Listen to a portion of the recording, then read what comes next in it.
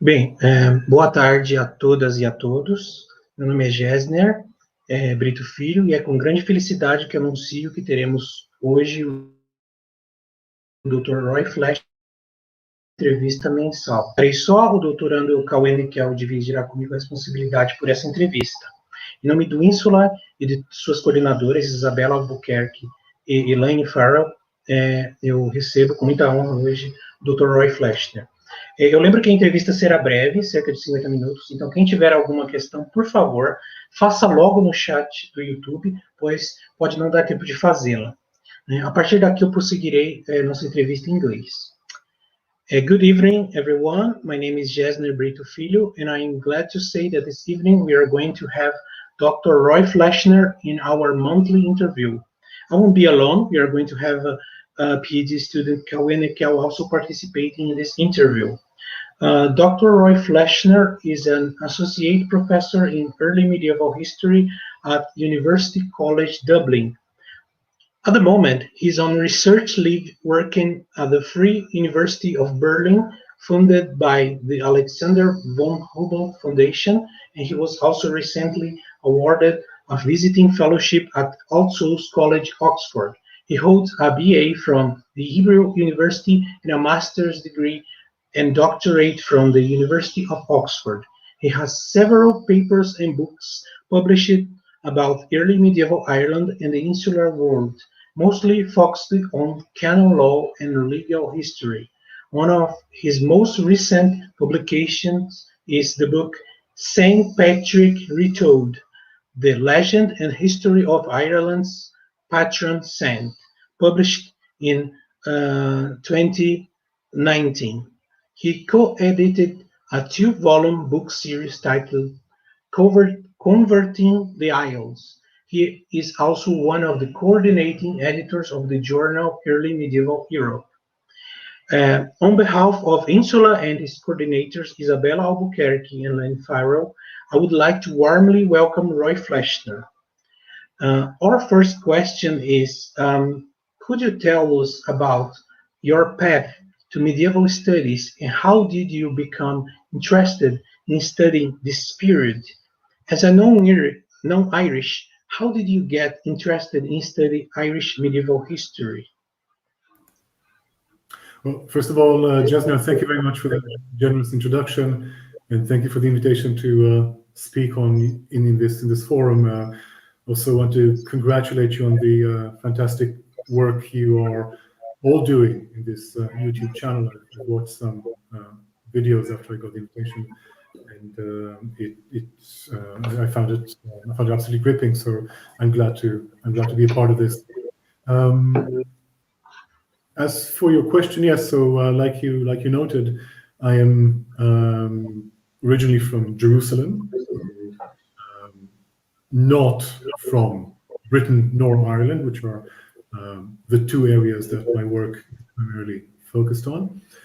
How did I get into doing what I do? Well, I suppose the combination of an inspiring teacher and just pure chance, as these things often happen. And one thing that I would always recommend to my students, follow your heart, follow serendipity when it happens, and it might lead you in a good way. And the element of chance was that as I was writing an essay for my BA at the Hebrew University of Jerusalem, I was studying history there. I started with history and classics, but I switched to just a single history major. So I was writing an essay in a particular course given by a professor named Emmanuel Valdi, who was working on monasticism. The topic I chose was intellectual connections between monks across Europe, and Irish monks figured quite largely in that topic as conduits for the transmission of knowledge. And I, entirely by accident, came across some articles to do with the question of whether or not Hebrew was known in Ireland, whether people could actually speak the language, whether they had knowledge of just certain words, whether they had access to a Hebrew Bible or just small portions of it. I was reading the work of the likes of, for example, David Howlett and Michael Herron, dealing with such questions. And for someone like me, growing up in Jerusalem and being a native Hebrew speaker, this was particularly interesting, but not just, it was absorbing, really. Yeah, my professor, Professor Vardi, encouraged me on to continue exploring this avenue and help me gain access to more literature, and also encouraged me in that he suggested that I could pursue these interests further beyond my BA, and that despite how impossible it seemed at the time, it might be worth taking the risk and applying for a higher degree, and maybe using my newly found passion for this topic as some kind of way into broader issues in early medieval history. And that is indeed what happened. And it wasn't, well, like you all know, like most young academics now. I'm not young anymore, but I was once. I hope you believe me.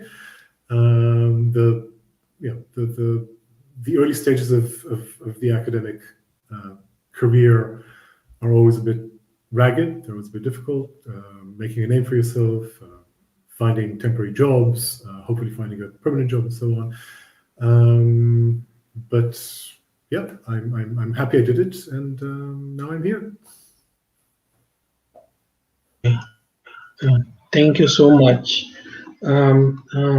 Yeah, I asked this first question because of thinking about our audience, that is Brazilian students that might have the same interest as you. Then we always ask this question, thinking about this process of someone who's not Irish, or even not European, studying medieval Europe. This is a question that people always ask us. Then, yeah, this is why I start with this. Thank you so much for your answer. And the second question is, how did you work? How did you work with legal sources led you to study monastic dependence, workforce, and slavery in the early insular world? Could you share with us which are your main findings and what can be said about slavery in post-Roman insular societies? Okay, so all very big questions. So yes, this is one of the areas that I have been focusing on more over the past few years. Even though, and this I'm just saying in brackets, just very recently I'm finding myself actually returning to the initial interest that brought me into the field, and I'm looking again at questions of what Bibles were known, whether or not there was knowledge of Hebrew, and so on. But that's just flagging that in brackets, maybe as a way of telling, especially your younger audience, that it is possible to scatter yourself a bit, do a number of things at one at the same time, and follow different threads. As for slavery, the term that I would prefer to use in this context is unfreedom, so as opposed to freedom. So unfreedom, which is a broader category, it's become a very common category in discussions of social inequality in the early medieval period. And when we talk about unfreedom, we talk about the spectrum.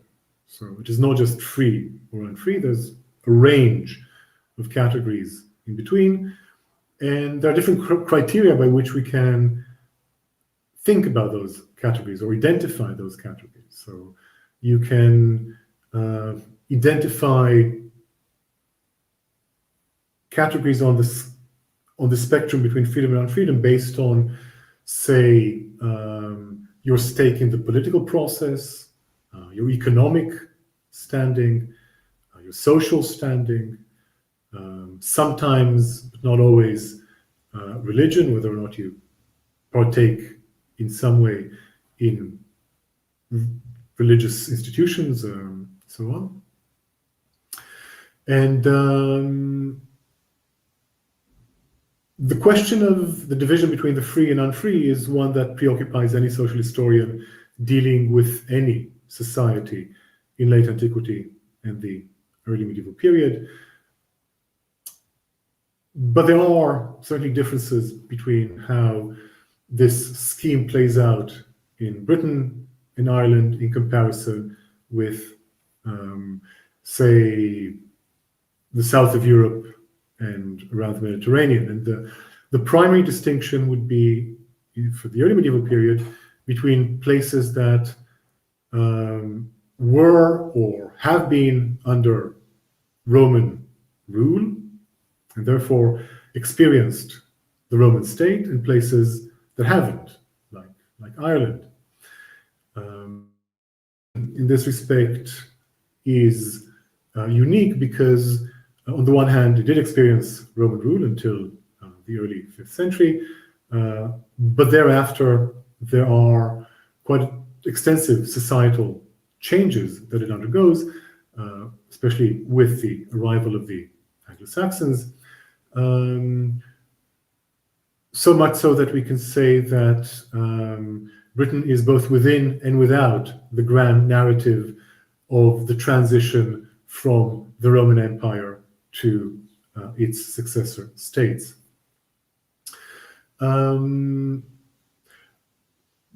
What I'm particularly concerned with when I look at Ireland and at Anglo-Saxon kingdoms in comparison with what we find in continental Europe, for example, or anywhere else around the Mediterranean, is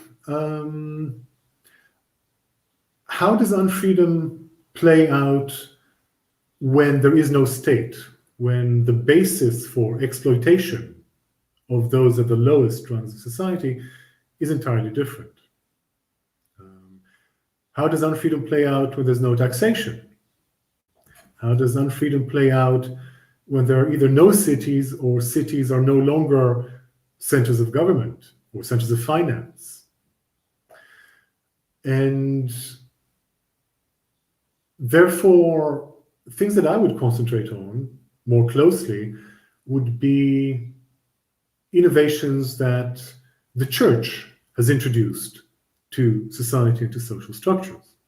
So, in the absence of a state, the church is the foremost dominant institution that you ever had in places of this kind, especially in Ireland. And then I would be asking questions about whether or not, and if we can at all gauge, what kind of social and economic impact the church has. Where do we find the sources for this? And how do we contrast that with what went before? So thinking of Ireland, for example, the contrast that I would make would be between innovations that the church introduced and between a kin-based society, so society based on families, so where the family is the primary social and economic unit. So how does a society like that begin to accept changes that issue from churches that are being set up within the landscape, and sometimes take over the roles of the kin in terms of defining social and economic identity? And when I say defining economic identity, what I mean in the context of the kin, in the context of the family, is that land would be owned jointly by a kin group, by a family group. And the church or churches, depending on how you want to see it, have for a long time been acknowledged to have a transformative effect on the way that land is held and conceptualized in societies all across Europe. And these transformations that they bring about take place very often at the expense of the kin. So to put it simply, and others have said this before me, I'm not the first to say this, but the paradigm is usually one of this is really speaking very theoretically, and of course the actual reality is much more complex, but theoretically you have a church or churches that do not belong to a kin group. Nevertheless, they need to maintain themselves. They need land for maintaining themselves. Since they're not a part of any kin group, they don't have the same access to land as any member of the kin would have. So how do they do it? So certainly, according to the Goody thesis, the famous thesis by the anthropologist Jack Goody, the church would go out of its way to begin to break the monopoly of kin groups over land, and by doing that, of course, it would gain land for itself, but it would also then create the opportunities for other sort of individuals or other groups to gain land at the expense of the kin. Now, when land is being transferred to churches, and this we see quite clearly, say, in hagiographical sources in Ireland, hagiographical sources that contain what Wendy Davis would call quasi-charter material, so charter material encoded in hagiographical idiom. So we see lands being handed over to the church together with people living on them. And there are consequences to this. So sometimes the people who are given away with the land, at the decision of the head of the kin, who is usually the person who is responsible for these handovers. So sometimes these people would be unfree to begin with, but a lot of the time these people would be free. So what would happen to them once they're given over to the church, especially if the primary requisite for being defined as a free person in Ireland is to have access to kin land, to be able to own land with. So, but if the land has been given away to the church and you've been given away to the church along with it, it's no longer your land. You're not owning this land. So we can begin to identify points of tension between more traditional modes of social and economic organization and modes that the church would have created. Again, this is a very theoretical formula. Things are a lot more complex. One thing that really throws a spanner in the works and complicates the picture is the idea of a proprietary church. So churches that are owned by kin groups. So it's a way of eating the cake and having it. So on the one hand, you give land away to the church, but you are the church because the church is owned by your kin. So you alienate it, but at the same time, you retain a stake in it. And the lands that have been given to the church continue to yield various profits for the kin. Members of the kin, as we see in Irish genealogies, continue to govern churches for generations to come. So it is not always a neat picture. It's not always a neat opposition between kin and church. There are all these wonderfully interesting complexities, and these are the sort of things that I'm focusing on, and especially asking about different mechanisms through which this tension between kin and church was reconciled, and they are different, and there are variations across Ireland course, Ireland, Britain, various other places, but again, I'm primarily interested in places that had not previously fallen under Roman rule, where the idea and the conception of the unfree is different. So, as a person that has been given to the church, who in theory doesn't have land, you become unfree, but the church goes out of its way to redefine these people and to reclassify them as free according to different criteria. Some scholars believe that this is indeed happening in good faith. Others would say that all the new definitions that the church introduces to refer to these people by are just a way of euphemizing slavery. Okay, so this is Coleman Etchingham used that phrase. It's a very articulate way of looking at it, and in many cases that is indeed true. So you're creating a class of people who are unfree according to the rules of the kin, but by the new rules of the church, which is what I'm looking at because I look at legal texts a lot, the definitions change and become more nuanced, such that these people can at least, in terms of reconciling themselves to their new low status, at least they get new definitions that allow them to appear as if they're retaining a degree of freedom. So sorry if this was a very long and long-winded answer. You unmute yourself, Jasna. You have to unmute yourself. All right. Sorry. Okay. Sorry. Thank you so much for your answer. I think, of course, it is visible that you can talk a lot about this, even a whole lecture. Probably too much. So stop me if it gets out of hand.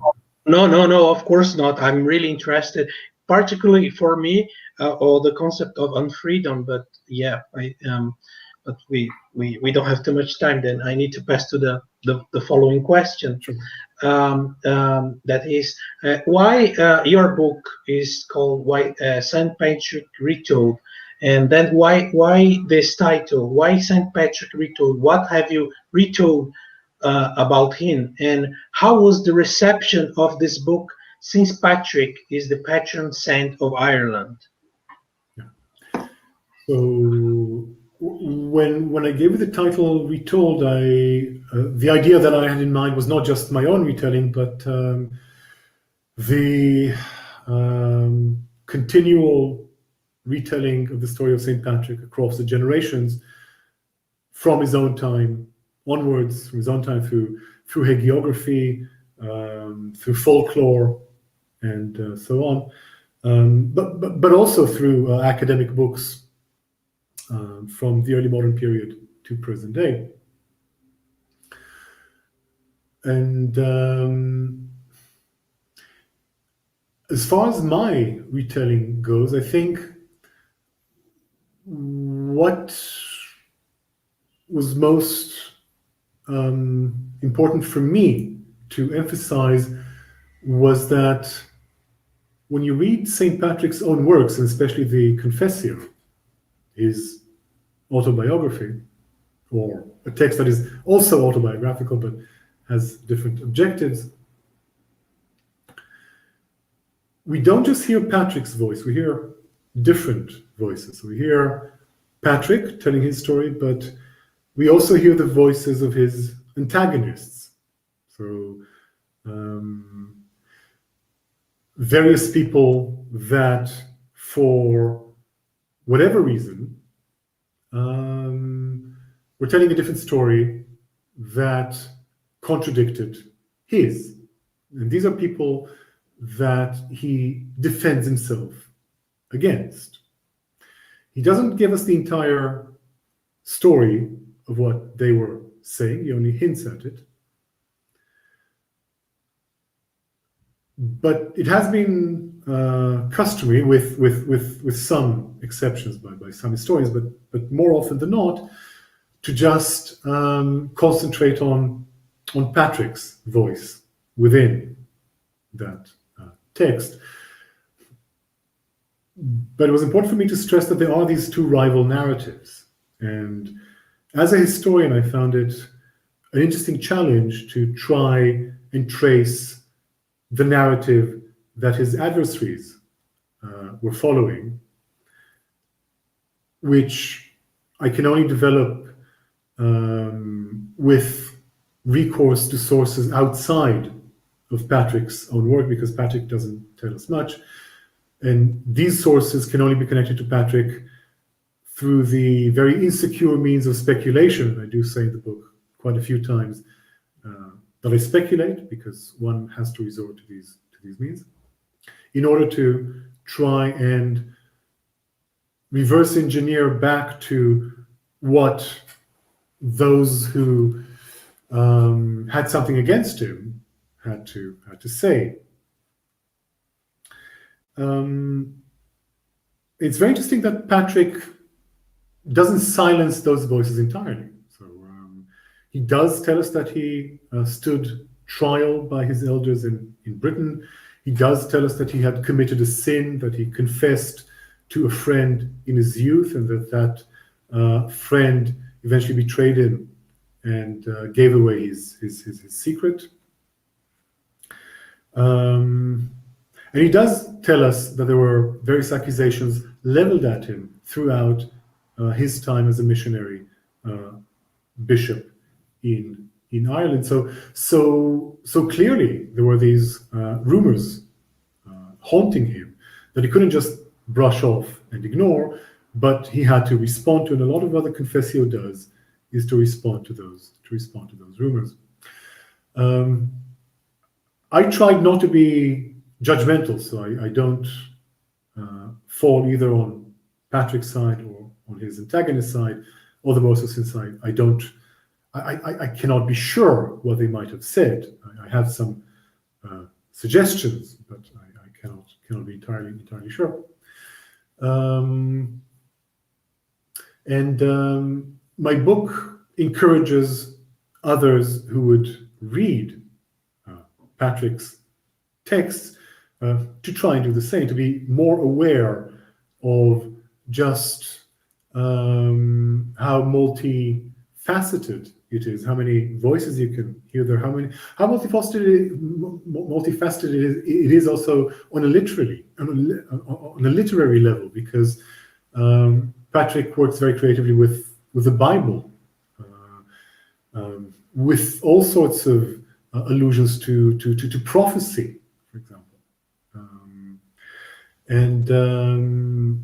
There are all sorts of different ways, therefore, in which you can read into his text, also by quoting the Bible so much and by integrating the Bible into the goings-on of his time that he was describing.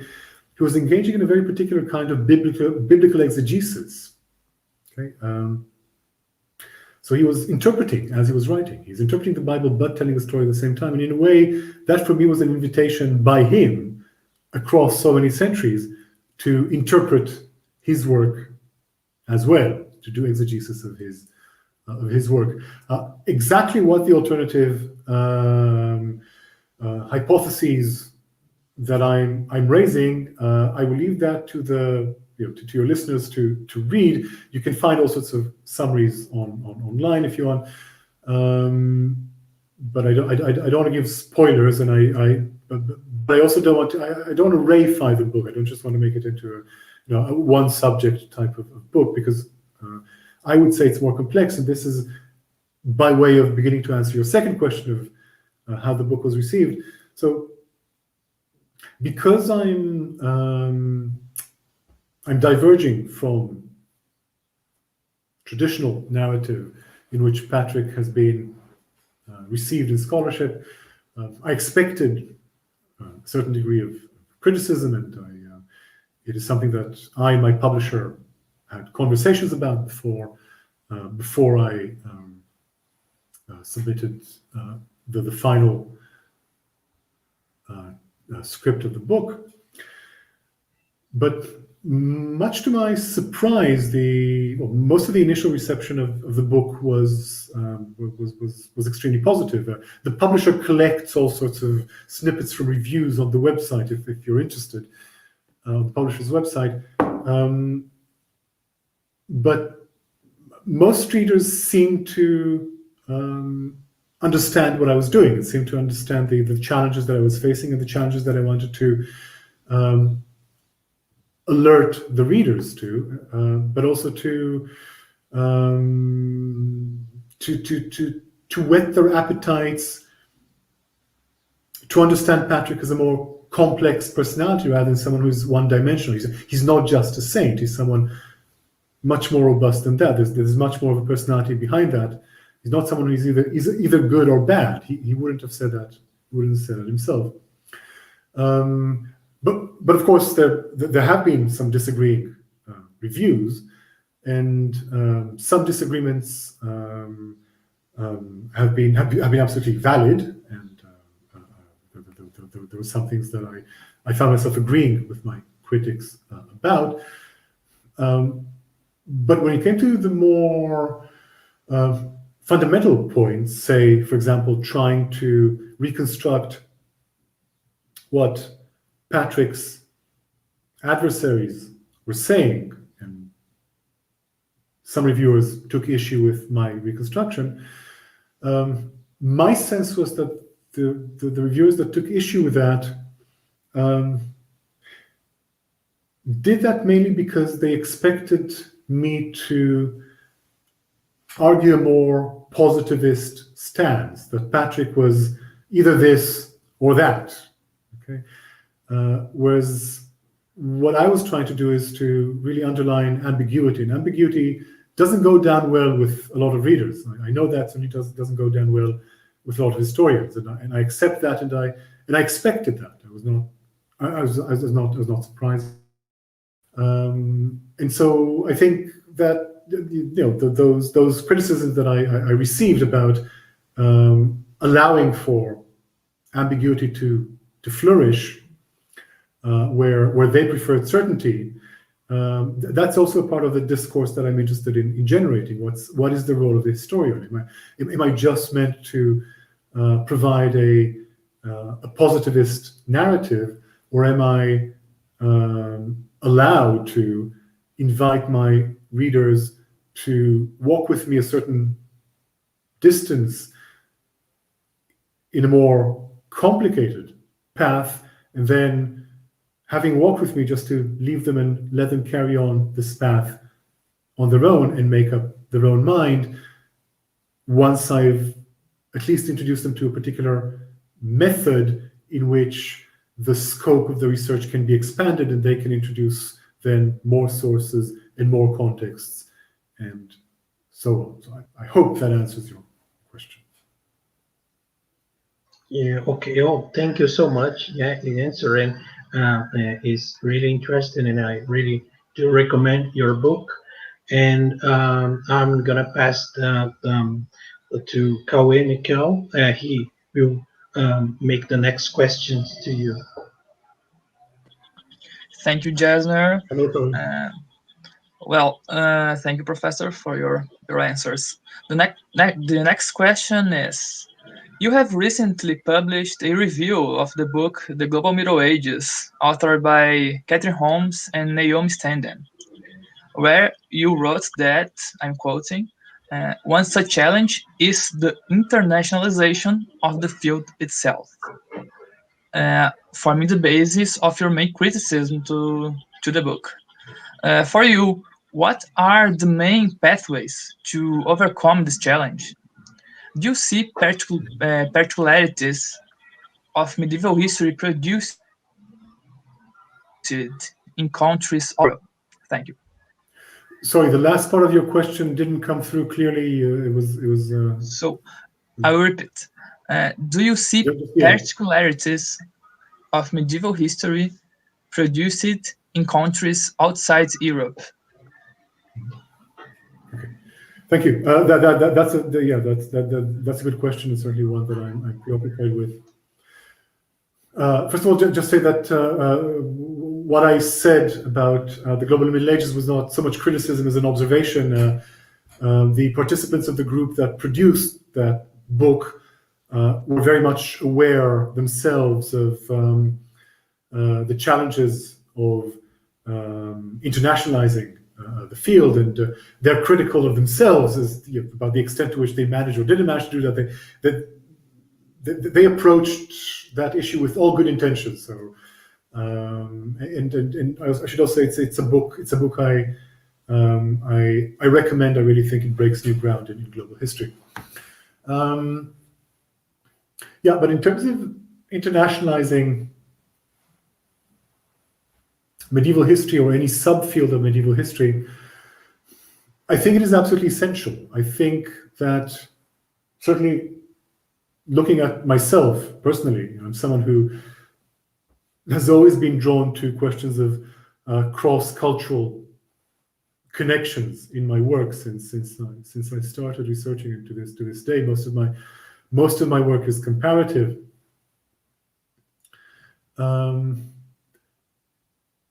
And also the awareness that it is not just the theoretical question of what are the theoretical benefits of internationalizing, but an acceptance of a reality. So for many years now, I've been having students from all over the world. We are right now in a very international forum in different countries. You're in Brazil. I'm in Germany, but not originally from here, and I research primarily Irish and Anglo-Saxon things, but I'm not from neither Ireland nor Britain. So I think the internationalization is something that is happening already, but we just have to think of ways of mobilizing it constructively. And that's something that can only be done through constant communication, constant dialogue, like you're doing, which is why I think that your project is so important, and I'm so happy to be speaking to you here. Finding common languages, not just one language, sometimes different common languages across geographical boundaries, ethnic boundaries, what have you, across gender boundaries, although that's not related to internationalization. And this has very much to do with the, I think, ongoing discourse that any historiographical strand has moving forward through time. So discourses don't remain static. They are reflections of their time, of the cultural baggage that historians bring into them. And so the sort of way that I would articulate my research methodologies, research findings these days would be such that would be more appropriate to an international audience rather than to an audience that I can count on to have certain prior knowledge or even certain prejudices. Often historians write with anticipation that the readers would have certain prejudices, either because they want to reinforce those prejudices or debunk those prejudices. But I'm trying more and more to think within an environment that is as much as possible free of those baggages, but attempts to cross various boundaries, which is why I'm very keen on working collaboratively. And I'm trying as much as I can to expand my collaborative networks. So I've been involved in a number of collaborative ventures, produced various volumes, the Irish in early medieval Europe, converting the isles, which has been mentioned already, where we all learn to speak across disciplines, but also from our different identities. And to give myself again as an example,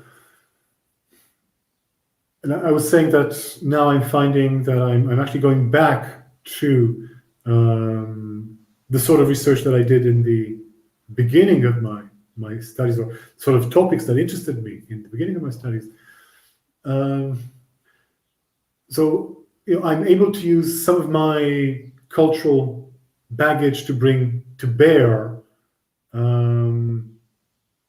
on questions relating to understanding of a biblical legacy in early medieval Britain, Ireland, and Francia, because I'm looking at Francia as well.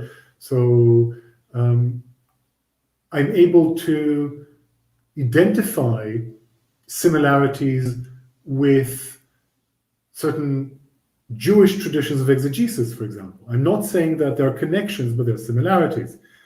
There's just one case where I found a connection which is weak, but it might yield something. But the similarities themselves are very strong, and they have to be pointed out. And by drawing attention to these similarities, the sort of work that I'm doing can then appeal to a readership outside the normal readership that you would have for Irish and Anglo-Saxon and Frankish questions. And there was, for example, a BA student at a university in Israel who became interested in the Hebronensis, the canon law text that I've edited, exactly because of questions relating to similarities between Jewish traditions and the sort of ecclesiastical traditions that you see played out within the Hebronensis. So I will stop here, because otherwise I'll just go on too long, but I hope that answers your question.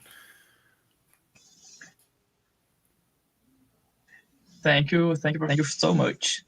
Well, the next question is, you edited a book series titled Converting the Isles, in which the idea of early medieval insular world is central. When I see this definition, I recall that historians, and here I mention particularly the works of David Dunville, have been thinking of the insular Middle Ages as a category since the early 1990s. For you, are there key aspects and characteristics of insular societies that make them different from other medieval societies? That's a very big question that is being debated now, not just by cultural historians, but also by geneticists. I don't know if you've been following the research output from the group Celtic from the West. They have many followers. They have attracted some criticism, but they're at the center of a very, very interesting debate, which they are managing very well. It doesn't matter whether you agree with them or disagree with them. The issues they're raising and the way in which they incorporate genetics is becoming very challenging, and they and others are rightly also raising certain caveats about the potential dangers of incorporating genetics and biological identity into the study of the insular region.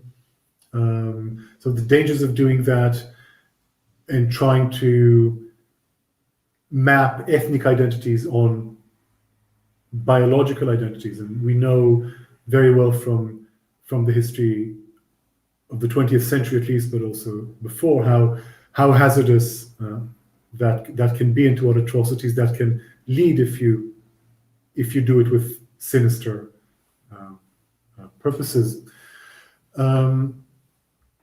So this is just to flag up the fact that the question of an insular identity is one that has become problematized in more ways than it has been since David Dunville has written the text that you've just quoted by him. I will leave aside the genetic question, although I have a lot to say about it. But in terms of cultural history, I think it would be very difficult to sustain an argument about the insular region as a whole, so taking all of Britain, all of Ireland, and all the islands around, as an area that maintains a discrete identity across time, across the long sort of early Middle Ages. Obviously, there were different groups moving in, moving out. Identities fluctuate. I think you can identify insular identities on a smaller scale, especially if you think culturally, and especially if you think of church culture in certain periods, say within the 7th century, where you can chart very clear connections between individual clerics and the works they produced as they travel across from Britain to Ireland, and the very quantifiable impact that they make. So we know exactly which authors and what works in Ireland drew upon Theodore of Canterbury. Likewise, we know about later Oda and Woolston, what Irish works they drew on. We also know what Irish works Theodore of Canterbury himself drew on. Okay, so in that respect, there was, I think, a very tight cultural, ecclesiastical sphere that did have a lot in common and wanted to have a lot in common. And this also feeds back to the previous questions about internationalizing our field. They were very much aware of internationalizing theirs, and they did it willingly and energetically. So at least in that respect, yes, but in other respects, I would be careful about trying to identify an insular identity, except, just the one exception, in opposition to places in Europe that, as I said, and I've already pointed out before, places in Europe that were within the ambit of the Roman Empire, were under Roman rule. So Ireland wasn't. Britain, like I said, was both within and without that ambit. So in that respect, if you want to define the insular region, not just as a physical region, but also more abstractly, more metaphorically, then yes, then it's a counterpoint within a comparison to places in Europe that were under Roman rule or formerly under Roman rule, and as such, it's a good measure for comparison. In fact, it is insular, but that's it. Sorry, okay, here I'll stop. Okay, thank you so. Okay, thank you so much. We have a lot of more questions to do, but unfortunately the time is short. Then we want to thank you so much for your time and for sharing with us your knowledge. And it was a honor to have you here. And maybe we can in the future have you another time, because we have a lot of questions to do, but unfortunately the time is short. Then thank you, Dr. Roy. Thank you so much. Well, thank you very much, Jesner, and thank you, Kawe. I really enjoyed talking to you, and I hope that your project will be as successful as it has been so far. So, thank you. Thank you so much. Thank you. It was an honor. Obrigado a todos. Então, encerramos por aqui. Até a próxima. Muito obrigado. Boa tarde a todos.